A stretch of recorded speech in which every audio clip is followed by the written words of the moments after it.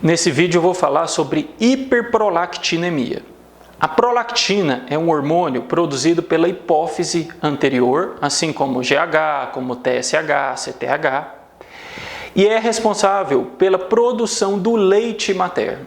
Então ele é produzido normalmente quando a mulher está grávida ou está amamentando. Diferente dos outros hormônios hipofisários, o principal estímulo relacionado à liberação da prolactina é da dopamina. Então a dopamina ela exerce um efeito inibitório na liberação da prolactina, ou seja, a dopamina produzida lá no hipotálamo inibe a liberação da prolactina na hipófise. Então, para a gente ter uma liberação da prolactina, a gente vai ter que inibir a liberação da dopamina. Diferente dos outros hormônios hipofisários. Então, por exemplo, no eixo da tireoide, a gente tem um hormônio hipotalâmico, que é o TRH. O TRH estimula na hipófise a liberação do TSH e o TSH vai até a tireoide e estimula a tireoide a produzir o T3 e T4. Então, no caso da prolactina, o principal estímulo regulatório é inibitório da dopamina. Nós temos até um hormônio que pode estimular a produção da prolactina, que é o TRH. Então, o TRH ele vai lá na hipófise e pode estimular a produção e liberação da prolactina. Então, quando a gente tem, por exemplo, um hipotireoidismo primário, onde a tireoide está doente e não consegue produzir adequadamente o T3 e T4, nós não vamos ter o feedback negativo na hipófise e no hipotálamo e nós vamos ter um aumento, então, do TSH e do TRH. E esse excesso de TRH estimula a liberação da prolactina. Então, uma das causas de hiperprolactinemia, de aumento dos níveis séricos de prolactina, é o hipotireoidismo, justamente pelo estímulo do TRH. Então, a prolactina, qual é a principal função dela no organismo? Estimular a produção do leite materno. Prolactina em altos níveis também vai inibir o eixo gonadotrófico.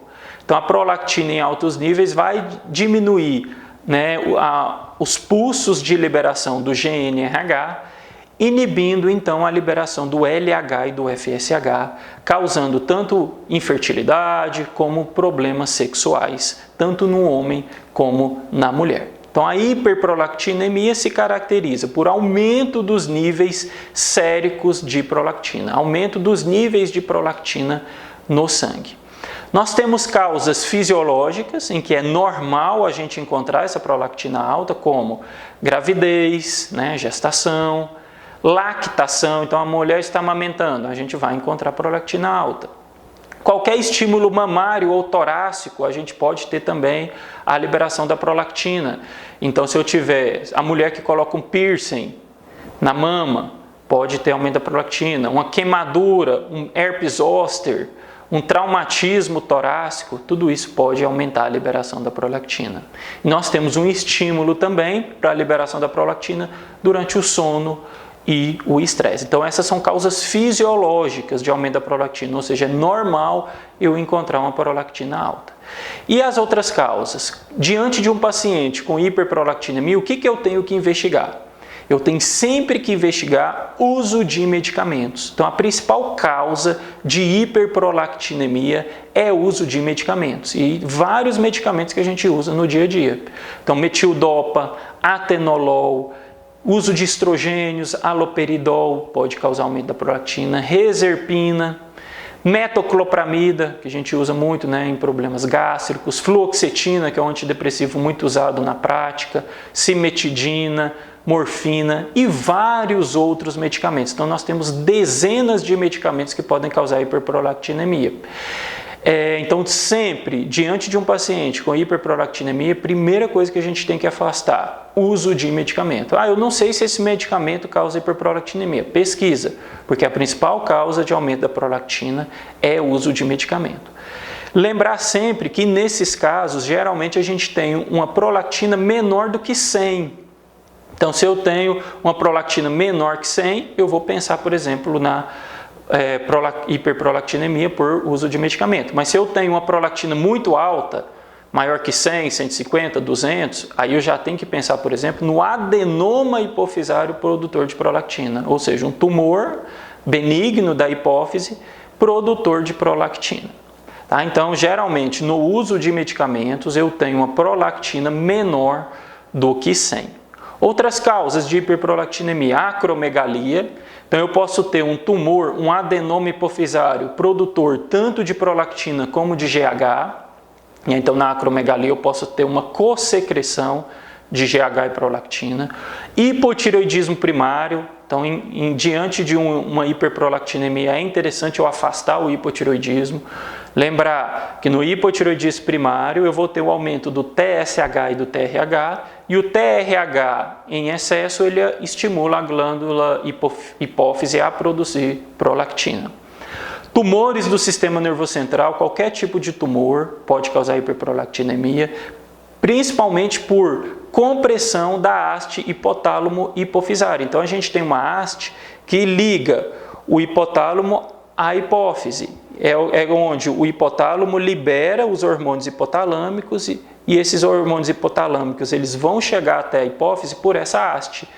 E isso inclui também a dopamina. Então a dopamina, ao produzir no hipotálamo, ele vai pela haste até a hipófise para inibir a liberação da prolactina. Então se eu tenho um tumor que comprime essa haste, a dopamina ela não vai chegar na hipófise e eu vou ter o aumento da prolactina. Insuficiência renal crônica também pode causar, insuficiência hepática. Então, às vezes é interessante fazer exames para avaliar a função renal, função hepática, para afastar tanto a insuficiência renal como a insuficiência hepática como causa de hiperprolactinemia. E a síndrome dos ovários policísticos também pode causar hiperprolactinemia.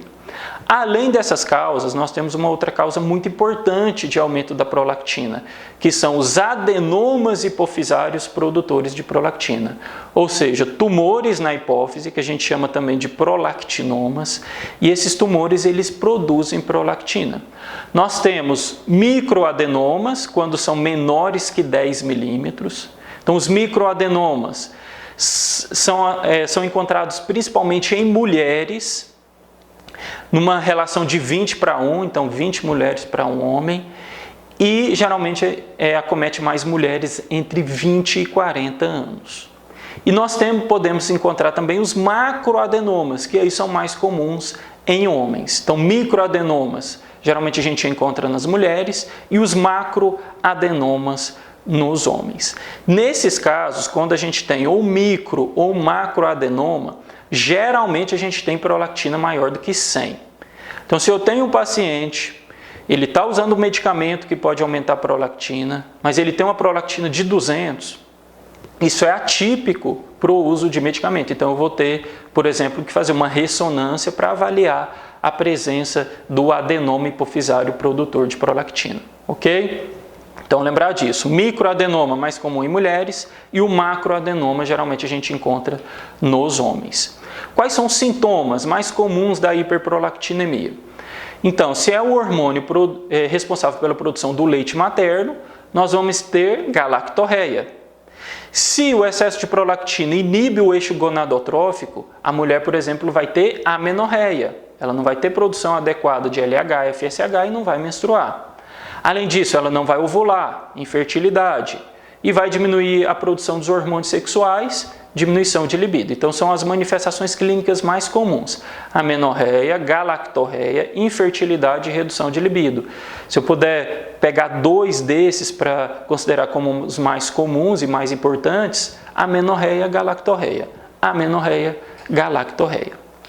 Nos homens, vou ter também inibição do eixo gonadotrófico, então vou ter infertilidade, impotência, diminuição de libido e posso ter também ginecomastia, aumento das mamas nos homens e também posso ter galactorreia. Então essas seriam as principais manifestações clínicas nos homens.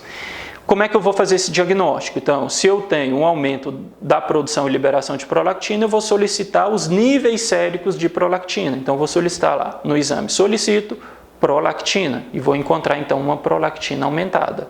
É interessante também, toda mulher com amenorreia, afastar a gravidez. Então, beta-HCG, afastar o hipotireoidismo, já que o hipotireoidismo primário pode causar hiperprolactinemia. Se eu quiser solicitar exames para afastar síndrome do ovário policístico, avaliar a função renal, função hepática, que são outras causas de hiperprolactinemia, e sempre na anamnese afastar o uso de medicamentos que possam aumentar a prolactina. No diagnóstico de hiperprolactinemia, a gente tem duas situações em que a gente tem que ter um pouco de cuidado.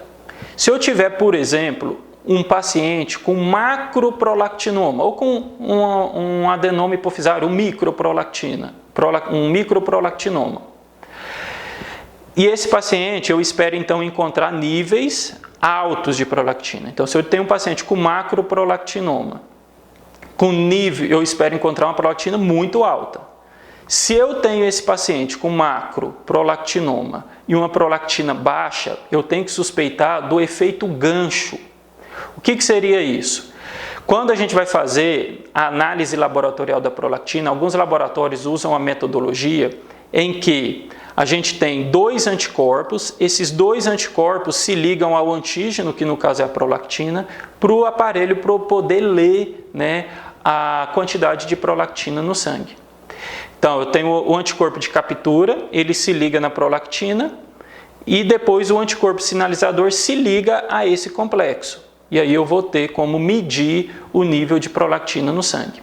Quando eu tenho níveis muito altos de prolactina, esse excesso de prolactina dificulta a ligação do anticorpo sinalizador ao complexo anticorpo de captura prolactina.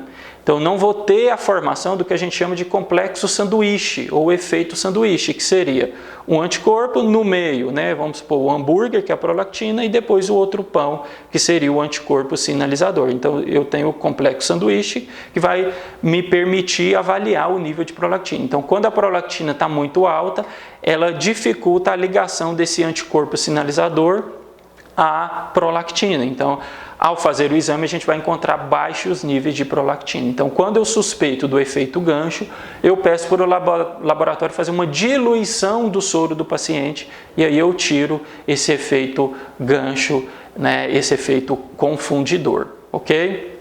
E uma outra situação que a gente às vezes tem que afastar é a presença da macroprolactina. Então, no nosso sangue, a gente tem 3 isoformas de prolactina circulantes. A gente tem o monômero, que é a prolactina, né, que tem ação de produzir leite materno, de inibir o eixo gonadotrófico. E nós temos outras 2 isoformas, que são prolactinas de maior peso molecular. A gente tem a big prolactina e a big prolactina, que a gente chama de macroprolactina. Então, às vezes o paciente ele faz um exame e a prolactina dele está alta, mas às vezes não é a prolactina monomérica que está alta, é a macroprolactina, e essa macroprolactina ela é inativa, ela não tem ação nenhuma. Então, esses pacientes que têm aumento da macroprolactina, eles geralmente são assintomáticos e não necessitam de tratamento. Então, se eu suspeito de uma macroprolactina, eu vou solicitar no exame, eu solicito prolactina e macroprolactina. Se o meu paciente tiver, na verdade, aumento dos níveis de macroprolactina, ele provavelmente vai estar assintomático e ele não vai precisar de tratamento. Então, às vezes, eu tenho que afastar, no diagnóstico da hiperprolactinemia, tanto o efeito gancho como a presença da macroprolactina. E se eu suspeito de um adenoma hipofisário produtor de prolactina, então se eu tenho um paciente com amenorreia, galactorreia e altos níveis de prolactina de 150, 200, eu tenho que afastar a presença do adenoma hipofisário. Então eu vou fazer, por exemplo, idealmente uma ressonância nuclear magnética da célula túrcica para afastar a presença do adenoma hipofisário. Se eu não tiver a ressonância, posso fazer a tomografia, mas a ressonância é melhor. Então fiz diagnóstico laboratorial, a imagem para afastar a presença do adenoma hipofisário e depois eu vou tratar. Como que eu trato? Principalmente, claro, se eu tiver um hipotireoidismo, tratando o hipotireoidismo, a hiperprolactinemia vai melhorar. Se é por causa da síndrome do ovário dos policísticos, eu vou tratar a síndrome dos ovários policísticos e a prolactina vai melhorar. E como que eu vou tratar os adenomas hipofisários produtores de prolactina? Então, se eu tenho um tumor hipofisário benigno produtor de prolactina, como que eu vou tratar? Então, eu trato com agonistas dopaminérgicos. Não é a dopamina que inibe a liberação da prolactina, então eu vou usar um remédio que vai ocupar o receptor da dopamina, inibindo a liberação da prolactina. São medicamentos muito efetivos para o tratamento da hiperprolactinemia, conseguem normalizar a prolactina em 80 a 90% dos casos e conseguem reduzir também o tamanho do tumor. Nós temos basicamente dois agonistas dopaminérgicos, né, a cabergolina e a bromocriptina, sendo a cabergolina a medicação de primeira escolha. Por quê? Ela praticamente não causa nenhum efeito adverso, claro que pode acontecer, mas é muito raro, e tem uma posologia muito confortável. O paciente vai usar o medicamento uma vez por semana, ou 2 vezes por semana, ou às vezes no máximo 3 vezes por semana. Então, na maioria das vezes, não precisa do uso diário. Às vezes, com um comprimido por semana, você consegue controlar a hiperprolactinemia. O comprimido é de 0,5 miligramas e a gente geralmente usa 0,5 a 1 miligrama 1 a 3 vezes por semana. Então, como eu falei, às vezes 0,5 miligramas uma vez por semana já é suficiente para melhorar a hiperprolactinemia.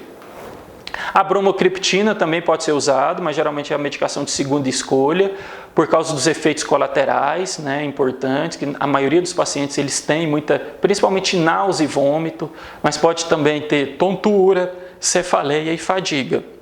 Então, a bromocriptina é um medicamento que causa muitos efeitos adversos, a gente prefere sempre usar a cabergolina. Então, a posologia, né, qual é a dose que a gente vai usar da bromocriptina? 2,5 miligramas, 2 a 3 vezes ao dia. A gente tem também a bromocriptina de liberação prolongada, que aí a gente vai usar 7,5 miligramas uma vez ao dia. Ela é hoje ainda a droga de primeira escolha na gestação, mas já tem alguns trabalhos mostrando que a cabergolina também é segura durante a gestação. E cirurgia? A gente vai fazer cirurgia na hiperprolactinemia?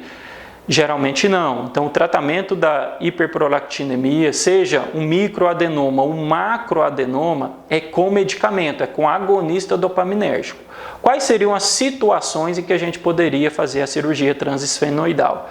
Ou o paciente que não responde ao uso de medicamentos, ou o paciente que tem uma complicação, uma herniação no sistema nervoso central, ou, por exemplo, uma apoplexia do adenoma hipofisário. Então, na maioria das vezes, o tratamento de escolha da hiperprolactinemia é o uso dos agonistas dopaminérgicos.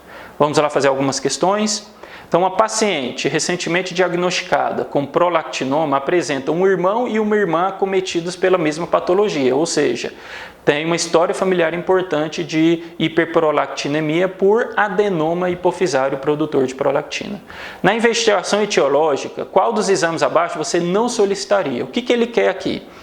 Então, a gente tem uma entidade que é a neoplasia endócrina múltipla tipo 1, neoplasia endócrina múltipla tipo 1, que se caracteriza pela presença de hiperparatireoidismo, tumores hipofisários e hiperparatireoidismo.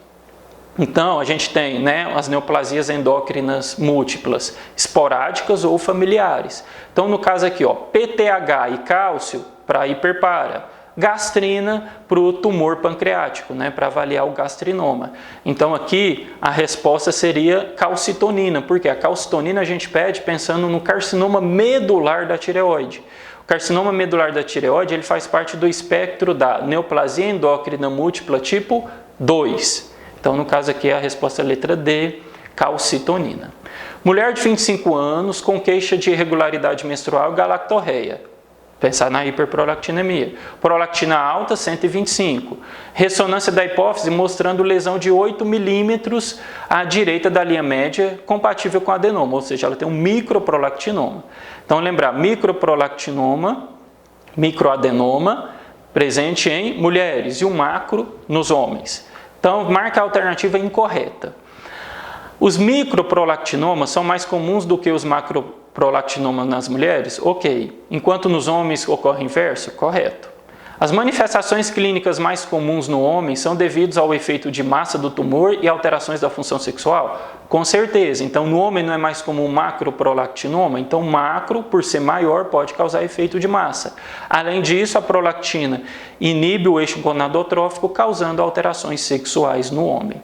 O efeito gancho na dosagem de prolactina deve ser lembrado nos casos de macroadenomas invasivos, ou seja, tumores muito grandes, que você espera uma prolactina muito alta.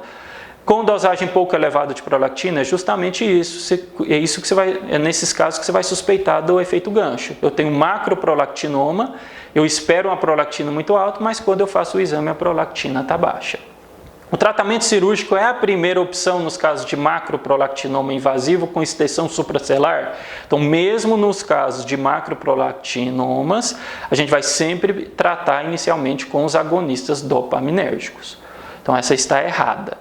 O tratamento pode ser feito com drogas agonistas dopaminérgicas, sendo que a cabergolina é um pouco mais eficaz do que a bromocriptina, ok.